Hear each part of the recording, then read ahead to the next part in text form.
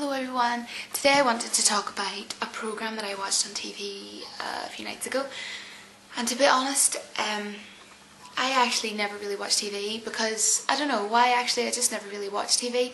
I'm normally on the internet, or I'm normally doing other things, or I'm more of a DVD watcher. I've got way too many DVDs, but there was this programme, I don't, maybe for copyright reasons on YouTube or whatever, I don't want to say the name of the programme or what television programme it was on over here in the UK, but basically it was about this guy who was a serial killer. So because he was a serial killer, I think, isn't it, you have to kill 5 people or more or something like that, or yeah, 5 people or more. Let me know if I'm right. But basically what he had done was he had read, now maybe I'm wrong, but I kind of disagree with the books, like the FBI books. Well, personally, the FBI programmes and things like that, I remember when I was younger, me and my mum used to watch them all the time, and my mum always said, I want to be in the FBI, and it was interesting to know about it, but I think some people get too far into it and then they start to get addicted to reading it and things like that, because this guy said that he had no intention. Now, well, I don't know, maybe it's a little rubbish, maybe he had intentions to kill in the first place, maybe he was completely a mad psychopath, but he said that it was after reading all of these like FBI books and all these books on how to kill people and how to take away the evidence was the reason why he thought he could more or less get away with it, and if he could do it. And I was here sleeping at the time when I was watching it, but I just kept on watching it because it was so interesting. It's kind of freaky at the same time, but I just wanted to watch it. And basically what he done was he was sitting in his prison cell and he was telling the cameraman everything he done, every single detail on what he done. And what he done was, he was very smart, don't get me wrong. He went out and found, it was this gay bar. Now, first of all, I just want to say I don't have absolutely anything against gay people, but basically, it's their life. But basically he went out and more or less, I'm not going to say what he done to them, but then afterwards he killed them. And it was really sick what he done, and he actually killed somebody's cat right in front of him. And that is really inhumane. And then he did something else with a dog and things like that. But before that, the FBI weren't sort of thinking none of these murders match up. But what he was actually doing was, after 2 or 3 murders, nobody realised that he killed anybody, and he actually wanted these murders to be known. So he wasn't too happy about the FBI not knowing that he had killed all these people. So after, I think, the first one he didn't do anything, and then the second one he realised nobody knew about it, so he phoned the police or the FBI and said, oh, I know that person's, and he told them exactly what way they were lying in the room is dead because I killed them. And they were like, right, okay. And then he just hung up, and then he actually had a very good friend, and I felt sorry for his friend because he actually did seem like a really nice, genuine guy on the television. And he was saying that he's just disappointed and shocked.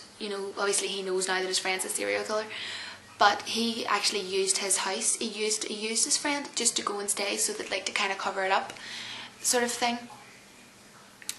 But what happened was, then when it got to the 3rd and 4th murder, he was getting really annoyed because they still wasn't recognised. Then when he killed 5 people, he realised he was then a serial killer and he wasn't caught on. So he started to go a wee bit more frustrated. The more people he killed, the more angry he got, when he was actually killing these people. So he actually got possessed with killing people. He couldn't stop killing people, and he kept on going to this same bar, which was kind of stupid because obviously the CCTV cameras twigged onto him in the end, caught on to what he was doing.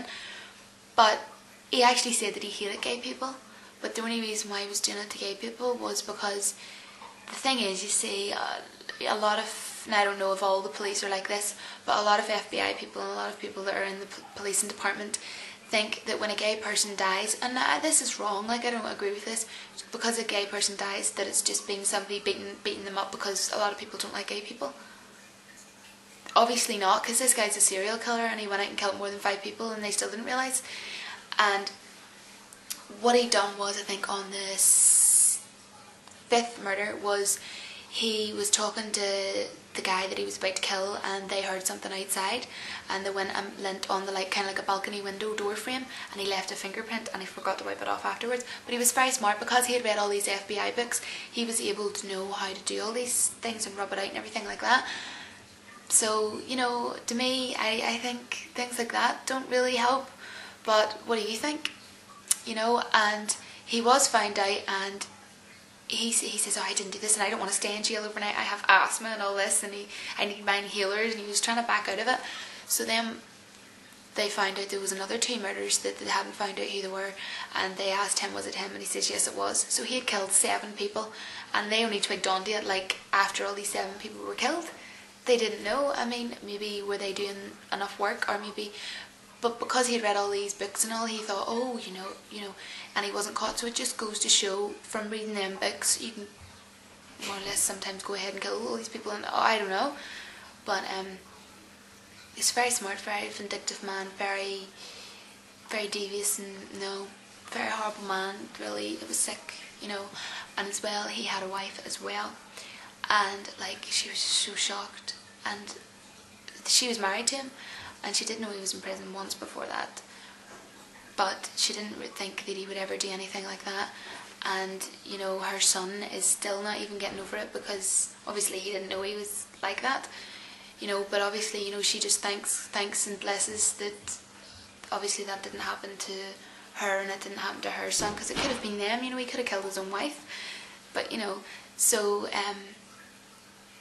just goes to show you.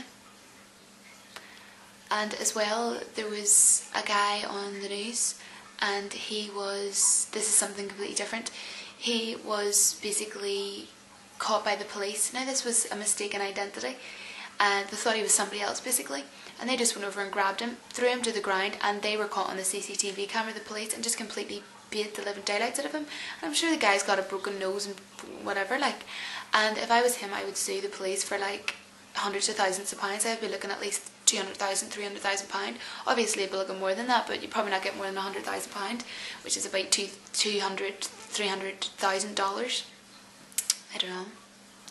The world is a crazy place. So let me know what you think.